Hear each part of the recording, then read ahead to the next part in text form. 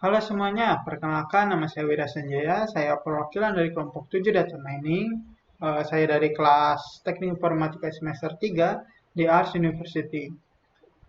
Kelompok kami ini beranggotakan 3 orang. Yang pertama itu adalah Elin Sophia, yang kedua adalah Imam Muhammad Manarsahi, dan yang terakhir adalah saya Wira Sanjaya. Saya di sini berperan sebagai pemimpin dari tim.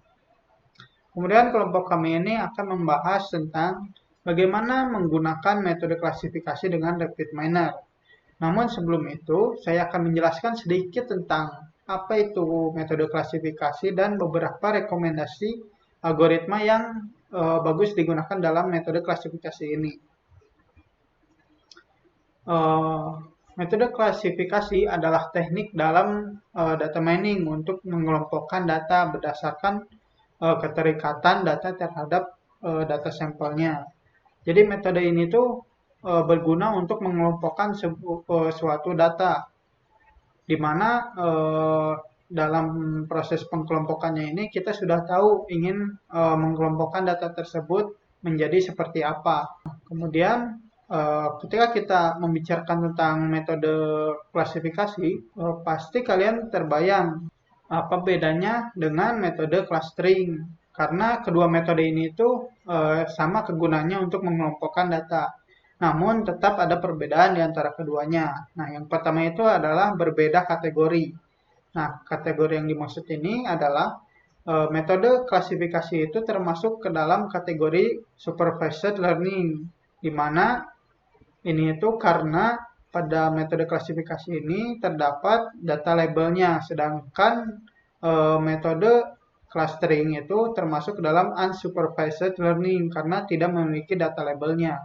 Kemudian yang kedua itu adalah cara pengkelompokan yang berbeda. Nah, pada metode klasifikasi, pengkelompokan datanya itu sudah kita ketahui apa saja yang kriteria yang dibutuhkan untuk mengelompokkan data tersebut menjadi suatu kelompok data yang sudah kita ketahui.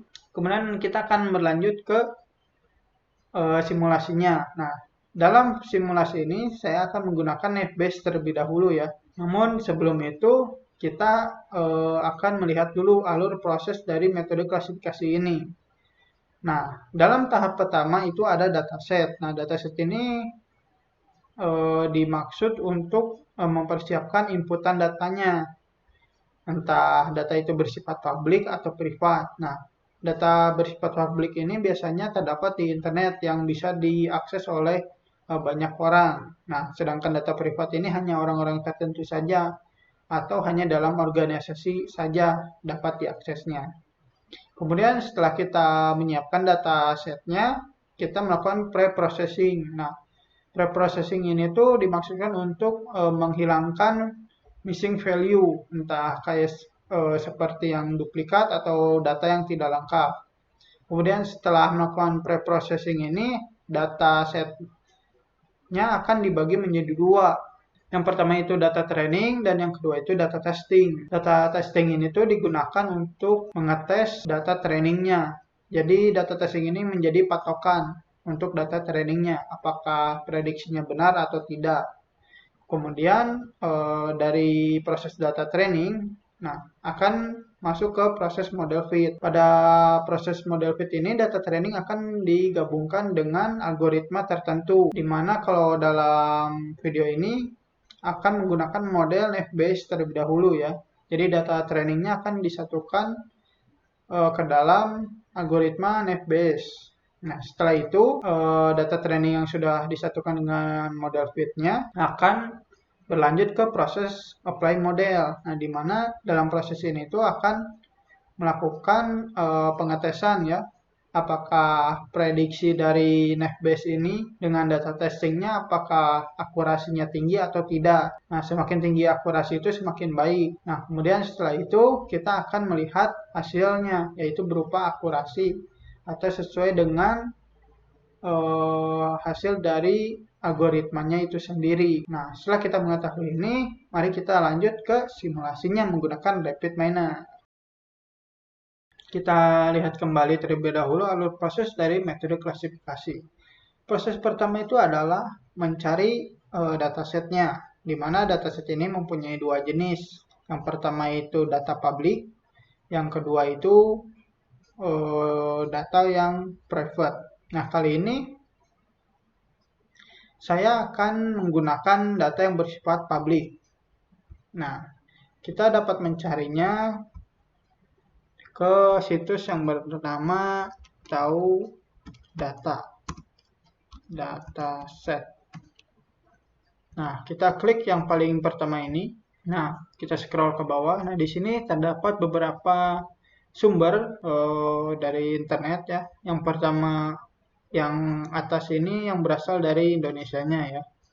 Ada sekitar 9 situs. Kemudian di bawah ini adalah situs yang global atau dari luar negeri ya. Nah, terdapat cukup banyak. Nah, namun kali ini saya akan mengambil datasetnya dari situs yang UC Irvine Machine Learning Repository ini. Kita tinggal klik saja. Nah, ini adalah tampilannya UCI Machine Learning Repository. Nah, di sini ada daftar dari datasetnya itu sendiri ya. Di sini terdapat banyak sekali contoh dataset yang bersifat publik. Namun kali ini saya akan menggunakan yang balance scale ini ya. Nah, yang default task-nya itu classification ya. Kita tinggal klik saja di sini balance scale. Nah, di sini kita lihat dulu deskripsinya, walaupun bahasa Inggris dan mungkin susah dimengerti. Tapi kita lihat saja. Nah, di sini ada deskripsi tentang atribut informasi ya. Nah, arti dari class name yang ini, L, B, dan R ini adalah left, balance, dan right. Baik, kita scroll lagi ke atas. Tinggal kita klik ini, data folder. Kita klik. Nah, kita pilih yang balance scale.data ini ya.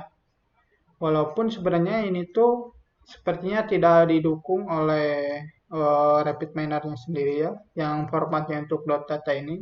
Sehingga nanti kita akan mengubahnya ke format CSV menggunakan Excel. Nah, baik, kita download dulu ya balance scale data ini. Kemudian kita langsung saja buka. Nah, di sini kita menggunakan Notepad saja. Kita oke. Nah, ini adalah dataset yang ada di dalam file .data ini ya. Banyak datanya. Nah, sekarang kita buka Excel ya untuk mengubahnya ke format CSV. Kita tinggal cari di sini Excel. Kita klik. Oke, kita buat yang baru ya. Blank workbook. Nah, di sini kita kopikan file yang tadi. Nah, kita Ctrl A, Ctrl C. Kemudian kita pastenya di sel yang kedua ini ya. Karena yang pertama ini kita akan menggunakan untuk memberi nama atributnya. Kita ke sel yang kedua, ya kita langsung Ctrl V saja. Nah, untuk yang di atas ini kita dapat mengikuti dari atribut informasi dari situs UCI-nya ini ya. Nah, ini kita kembalikan terlebih dahulu. Nah, kita scroll ke bawah. Nah, kita ambil namanya dari sini saja. Yang pertama itu adalah class name. Nah, di sini bebas kalian ingin menggunakan nama atribut class name atau yang lainnya ya. Di sini saya akan mengubahnya ke heavy saja. Heavy-nya. Kemudian atribut yang keduanya itu adalah left weight. Left weight saja. Kemudian yang ketiganya adalah left distance. Left D saja. Kemudian yang keempatnya ada right weight. Right weight. Kemudian yang terakhir adalah right distance. Right weight saja. Kemudian setelah ini kita klik file. Kita pilih export, kita pilih change file type, kita pilih yang ini ya, CSV ini. Pilih. Nah, kemudian kita taruh di mana saja ya, terserah. Di sini saya akan taruh di desktop. Kita beri nama timbangan. Nah, kalian bebas ya ingin nama apa saja. Kita save. Kemudian kita klik yes saja. Kemudian kita close saja. Ini tinggal pilih don't save saja. Karena tadi sudah ya. Kita close ini. Close saja ini, sudah tidak perlu lagi. Kemudian yang notepad-nya juga close saja ya. Nah, setelah itu kita sudah memiliki datasetnya ya. Kita lanjut ke proses pre-processing ini ya. Kita di sini minimize dulu. Kemudian kita buka RapidMiner-nya. Nah, mungkin di sini beda-beda ya, ada yang lama. Kita akan skip saja prosesnya dan kita akan melanjutkannya ketika sudah terbuka. Oke, sudah terbuka ya RapidMiner-nya. Kemudian di sini kita pilih saja blank process. Oke, di sini kita sudah. Maka hal pertama yang kita lakukan adalah memasukkan datasetnya. Kita klik search yang ada di operator. Oh, ngomong-ngomong ini RapidMiner yang saya gunakan adalah versi 9.10 ya. Kemudian kita search di operatornya. Nah, kita di sini scroll sedikit. Nah, pilih yang CSV, klik dan drag ke dalam prosesnya. Nah, di sini kita klik saja 2 kali write CSV ini. Kita pilih file yang CSV tadi ya, yang sudah kita buat. Nah, ini klik, kemudian next.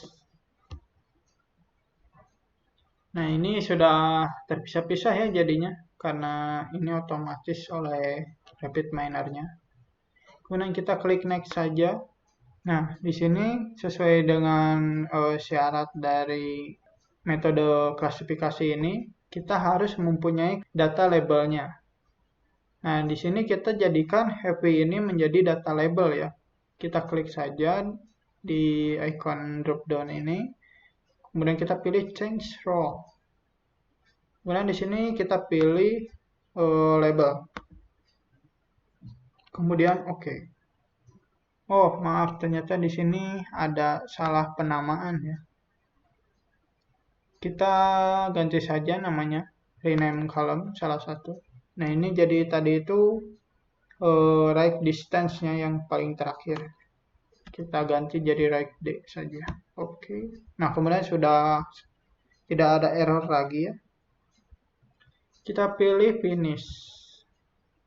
Oke, selesai dari datasetnya. Kemudian kita lanjut ke proses pre-processingnya. Oh, sebelum itu mari kita coba dulu play. Oh ya, ini belum dihubungkan ya. Nah, langsung terhubung ya. Dari outputnya ini langsung ke file resultnya. Kita play lagi. Nah, ini sudah ya. Terlihat bagus. Tidak ada data yang kosong sebelah atau tidak lengkap ya. Nah, ketika data-datanya sudah terlihat seperti ini, datasetnya bisa dibilang telah bagus ya, tidak ada miss value-nya. Nah, langsung kita splitkan dataset ini ya, untuk dijadikan sebagai data training dan data testing. Nah, di sini kita kembali lagi ke search operator, kita cari split data. Nah, ini kita drag lagi ke dalam. Nah, dari output dataset ini kita masukkan ke yang bagian ini example-nya. Kita rapikan sedikit, kita klik 2 kali dalam split datanya. Nah, di sini kita harus mengatur rasionya dari data training dengan data testingnya. Kita klik button Add Entry. Nah, untuk yang pertama ini itu rasio untuk data trainingnya. Kita atur saja menjadi 0,7 saja. Kemudian kita tambah lagi untuk data testingnya sebesar 0,3 saja. Jadi jumlahnya ini adalah 1 ya. Jadi rasio ini tidak boleh lebih dari 1. Diusahakan kurang dari 1. Nah, jadi totalnya ini 1 ya. Jadi untuk rasio ini tidak boleh lebih dari 1. Harus pas jumlahnya totalnya 1. Kemudian kita klik OK saja. Nah, kemudian ini sudah beres ya untuk split datanya. Kita lanjut ke proses dari data training ini ke model fit-nya. Nah, kita cari di sini modelnya yang kita akan gunakan itu adalah naive Bayes-nya. Kita cari naive Bayes. Kita drag lagi ke dalam. Nah, kita sambungkan partition ini ke dalam training yang ada di naive Bayes. Kemudian dari naive Bayes ini kita sambungkan ke apply model. Nah, kita tinggal searching aja di sini, apply model. Apply model. Nah, di sini ada ya. Kita tinggal drag lagi ke dalam. Nah, dari model ini kita sambungkan ke model yang ada di apply model ini. Nah, setelah ini kita sambungkan dari yang split data ini, dari partition yang kedua ini, yang berisikan datasetnya ya. Sambungkan ke bagian yang sini. Bagian dari unlabeled data ya.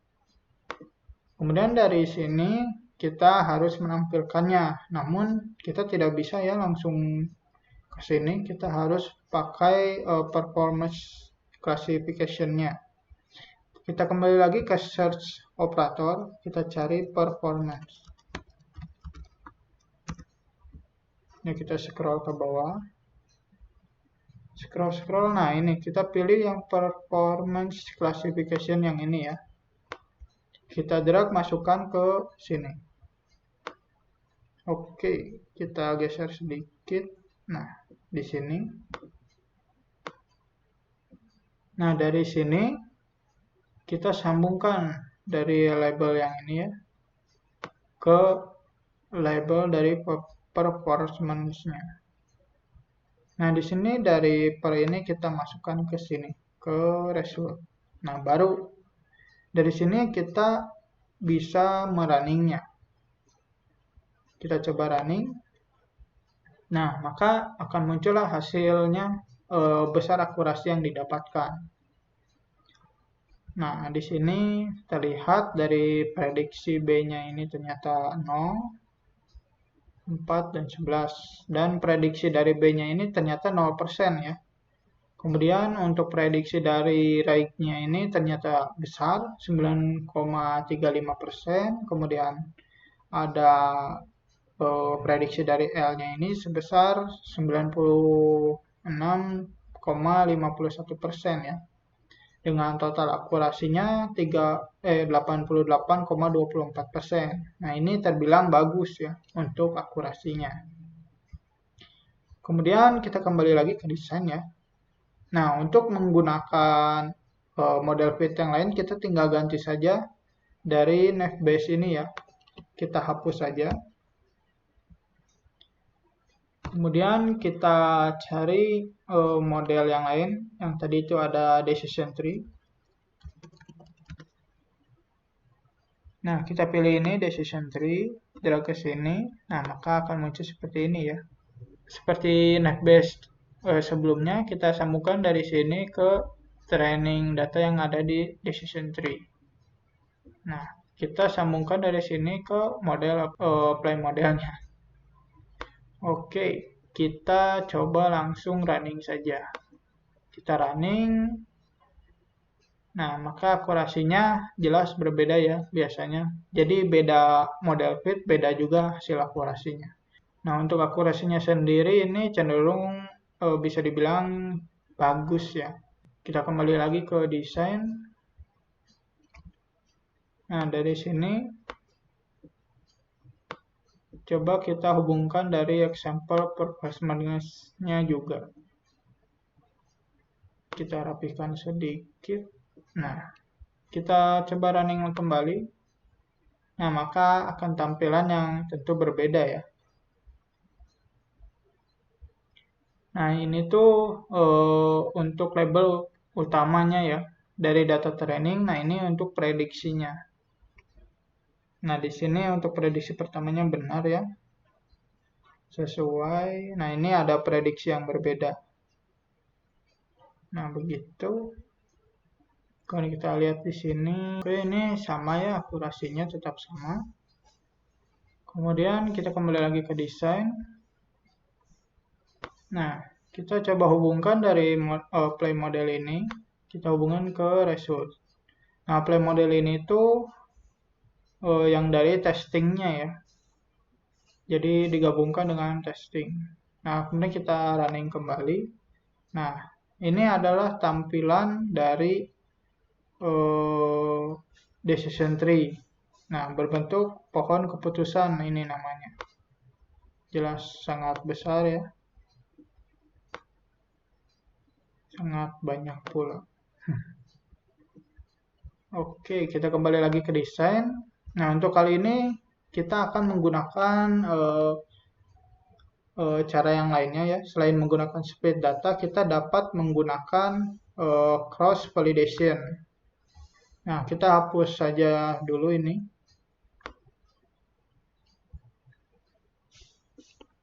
Kita hapus, geser lagi. Nah, kita coba running kembali ya. Oh, ini lupa, fix now saja. Kita running kembali. Nah, sudah kembali seperti biasa. Kita kembali lagi ke desain. Nah, di sini search operatornya kita ganti jadi cross validation. Kita scroll ke bawah. Nah, di sini sudah ada ya cross validation, drag lagi ke dalam. Nah, dari output ini kita sambungkan ke example yang ada di cross validation. Nah, kita klik 2 kali dalam cross validation ini. Nah, maka akan tampilannya seperti ini ya. Akan terdapat 2 bagian, training dan testing. Nah, cross validation ini juga dikenal sebagai key fault cross validation. Nah, kenapa bisa dibilang begitu? Karena dalam cross validation ini akan dibagi menjadi beberapa bagian ya. Jadi sesuai dengan namanya key fault-nya. Nah, untuk mengaturnya itu terdapat di bagian sini ya. Ada number of faults-nya. Nah, di sini kita bisa mengatur ingin membagi dataset yang tadi kita inputkan menjadi berapa bagian. Nah, bagusnya itu adalah menjadi 10 bagian ya untuk menghasilkan kombinasi data yang terbaik.